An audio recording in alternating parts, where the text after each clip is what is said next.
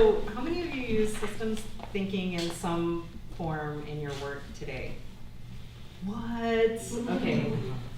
So this is a very narrow slice of systems thinking that I'm about to talk about, which is basically around systems mapping and causal loops. But I think what I'd like to share with you are some of the methods that I've developed in our practice at Artefact, which is the consultancy that I work for.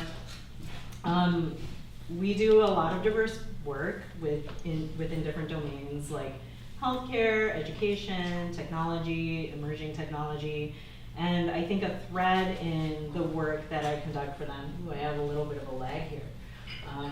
This is like an airport bookstore up here. I just noticed these like weird books. We believe design, technology, and innovation can lead to a better future. Sorry, I get like a little easily distracted when I'm giving talks, so try not to do anything weird. I think that part of making sure we can accomplish the lead to a better future piece is making sure we ask the right questions, understand the right context, and basically know what we want to change from the status quo. So as I've been working with clients lately and kind of thinking about the design practice, it's led me to interrogate a little bit what we do when it comes to user-centered design. So this says, yes, the planet got destroyed, but for a beautiful moment in time, we created a lot of value for shareholders.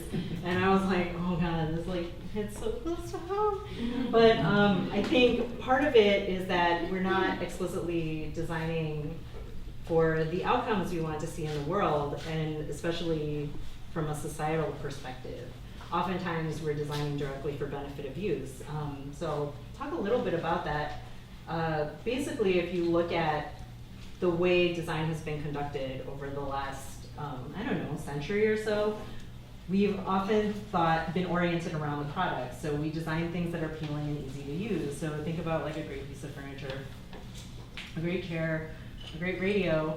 As we sort of entered the digital realm, we started designing touch points that create a desired experience. So this could be basically orchestrating, let's say, imagine your banking experience. There's digital touch points, there's customer service, there's also physical branches where we still have those.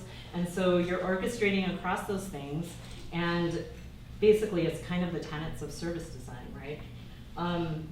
And now I'm thinking a little bit more explicitly about designing for outcomes. So designing experiences that contribute to positive societal outcomes. Now, what does this mean, and what does this mean for the design practice? I like to use this example of Twitter. A couple of years ago, they did a redesign, and they said, they kind of made a lot of noise about it. Their VP of design posted and said, we're refreshing our product and making it feel lighter, faster, and easier to use.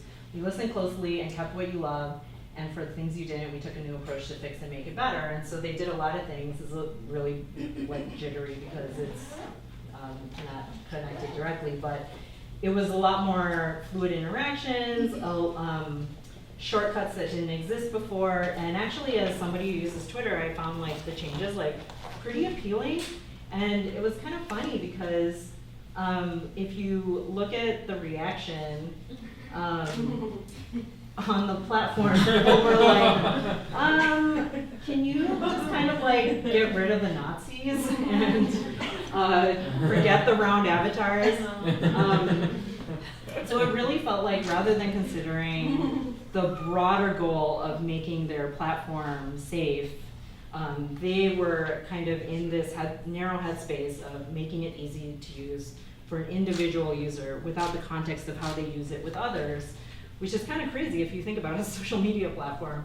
And newsflash, there's still Nazis on Twitter. So I don't think they've solved this. 2 years ago that this was happening.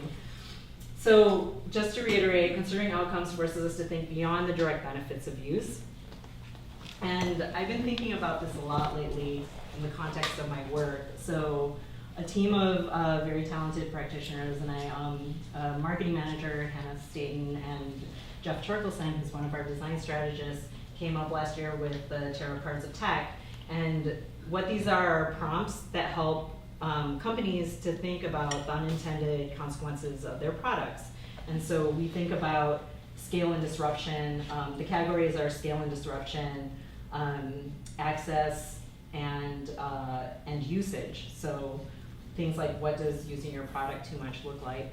And these were born of questions we ourselves were asking with our clients, and so we kind of designed them for ourselves and then released them more broadly, and it resonated with different kinds of organizations, everyone from social impact to technology companies to startups.